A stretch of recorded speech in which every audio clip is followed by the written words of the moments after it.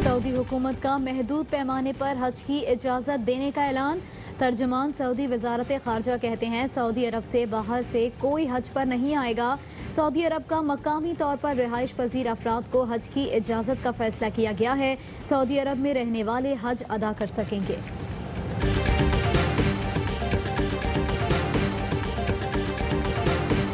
मोहल्ले corona virus के वार जारी। पाकिस्तान में 24 घंटे के दौरान 105 अफराद जाँ बहक। अब तक अमवात की तादाद 3695 हो गई। 3946 नए केसेस रिपोर्ट। मुल्क में कोरोना के 1,07,863 मरीज जेर इलाज। मुल्क के मुख्तलिफ शहरों में स्मार्ट लॉकडाउन के असरात। कोरोना का ग्राफ नीचे आने की उम्मीद। इस्लामाबाद के मजीद 4 सेक्टर सील करने का फैसला। पेशावर के मजीद 2 इलाकों फेज 7 हयाताबाद मंदिया सफाइन में स्मार्ट लॉकडाउन।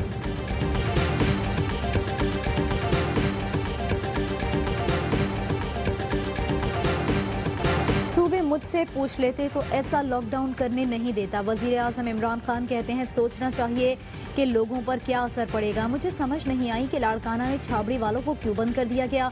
दिहाड़ीदार का सोचे बगैर लॉकडाउन नहीं करना चाहिए था। मुल्क में अफरा तफरी सी मच गई। चीन और यूरोप को देखकर सबने कहा वबा फैल गई और पाकिस्तान ने सख्त लॉकडाउन कर दिया। शुक्र है अब मेरी बात सुन ली गई। मैंने दबाव का सामना किया और सख्त लॉकडाउन नहीं किया। इटली और अमेरिका में लोग बर्बाद हो गए। भारत में भूख से बुरा हाल है। हमारे लिए चैलेंज ये है कि कारोबार भी खुला रहे और लोगों को SOPs का एहसास भी दिलाएं। अब मुअम्मर और बीमारों के लिए लॉकडाउन करना है।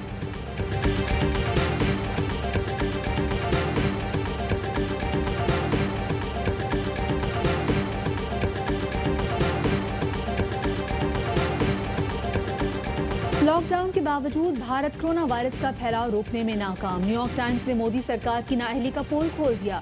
अखबार के मुताबिक भारत का हेल्थ केयर सिस्टम कोरोना मरीजों का दबाव बर्दाश्त ना कर सका और बैठ गया। लोग फुटपाथों, अस्पताल की राहदारी और एम्बुलेंसेज में मरने लगे। हामला खातून नीलम कुमारी और उनका बच्चा दुनिया में आने से पहले ही भारतीय तिब्बी अमले की गफलत और इंतजामिया की लापरवाही की भीड़ चढ़ गया। भारतीय मईशत नाक के बल गिर रही है। 100 मिलियन अफराद बेरोजगार हो चुके हैं।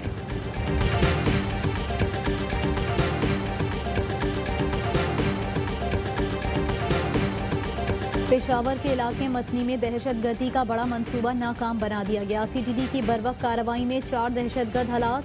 दहशतगर्दों से 6 दस्ती बम, 4 कलाशनकोव बरामद। IG खैबर पख्तूनख्वा कहते हैं सूबे में दहशतगर्दी तकरीबन खत्म कर दी है। बचे कुचे दहशतगर्द गिरफ्तार हो रहे हैं या मारे जा रहे हैं।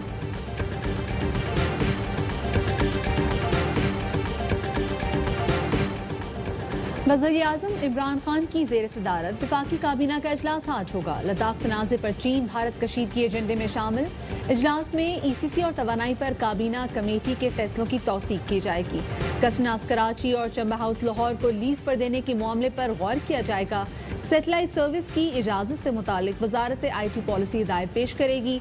चेयरमैन मतरूका वक्त अमलाक काबीना को ननकाना में ज़मीनों के नजरसानी शुदा रेट्स पर ब्रीफिंग देंगे। हमारी अपनी भी कोताहियाँ हैं कि पूरा ये मामला जो है नहीं कर सकते। जहांगीर तरीन साहब ने, असद उमर साहब और शाह महमूद कुरैशी साहब, तो इस झगड़े ने मुझे लगता है कि पार्टी को बहुत नुकसान पहुँचाया। और पहले असद उमर साहब फाइनेंस मिनिस्टर थे, जहांगीर तरीन साहब ने बड़ा जोर लगा के पारित करवाया। असद उमर साहब जब आए, दोबारा आए, उन्होंने पूरी कोशिश करके जहांगीर तरीन को पारित करवाया। कुछ हमारी कोताहियां थी जिसकी वजह से तब्दीली नहीं आ सकी। असद उमर, जहांगीर तरीन, शाह महमूद कुरैशी की लड़ाई ने पार्टी को बहुत नुकसान पहुंचाया। पहले जहांगीर तरीन ने असद उमर को वजारत खजाना से निकलवाया। बाद में असद उमर ने जहांगीर तरीन को फारिग करा दिया। वफाकी वजीर बराए साइंस और टेक्नोलॉजी फवाद चौधरी का वॉइस ऑफ अमेरिका को इंटरव्यू। कहा जब सियासी खला पैदा हुआ तो गैर मुंतखब लोग आ गए। लोग कहते हैं मिलिट्री के पास ओहदे हैं, सिविलियन को आगे लाएं।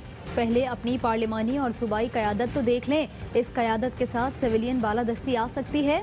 वज़ीर आज़म ने वज़ीरों को कह दिया आपके पास 5 माह हैं, इसके बाद वक्त हाथ से निकल जाएगा। मुल्क में वज़ीर आला और चीफ सेक्रेटरी के ओहदे बुराई की जड़ हैं। वज़राए आला माली लिहाज से वज़ीर आज़म से ताकतवर हो गए।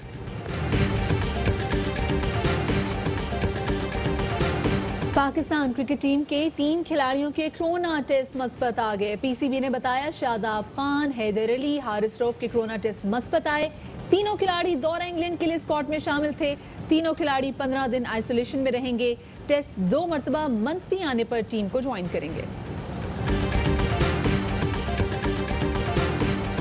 सिंध हुकूमत का कारनामा, कराची एक्सपो सेंटर में 68 घंटों में 140 बेड का हाई डिपेंडेंसी यूनिट कायम कर दिया गया। ARY न्यूज़ की टीम ने पाकिस्तान के सबसे बड़े HDU का दौरा किया।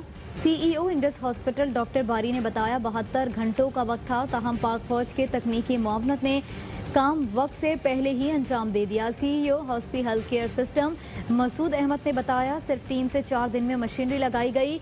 140 HDU बेड्स के इजाफे से सिंध में बेड्स की कुल तादाद 1693 हो गई है।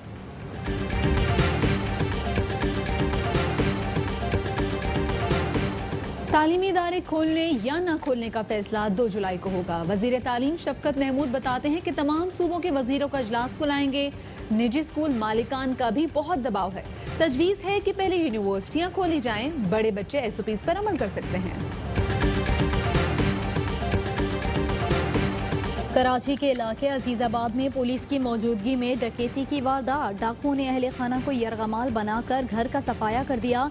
पुलिस की डाकुओं की गिरफ्तारी की नाकाम कोशिश। 3 डाकू पुलिस एहलकारों की फायरिंग के बावजूद फरार हो गए। वारदात की CCTV फुटेज ARY न्यूज़ ने हासिल कर ली।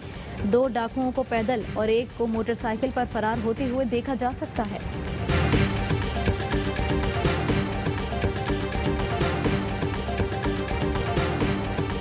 कराची तैयारा हादसे का जिम्मेदार जहां कप्तान और एयर ट्रैफिक कंट्रोलर करार।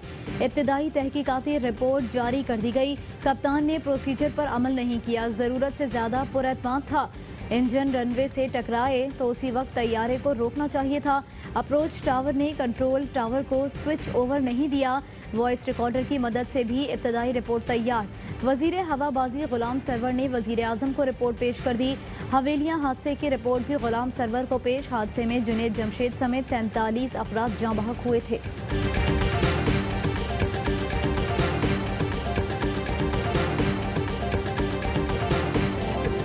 और पाकिस्तान में 1 ग्राम सोने की कीमत 9,347 रुपये 91 पैसे हो गई। 1 मिलीग्राम सोना 9 रुपये 34 पैसे का हो गया। UAE में 1 मिलीग्राम सोने की कीमत 20 फिल्स हो गई।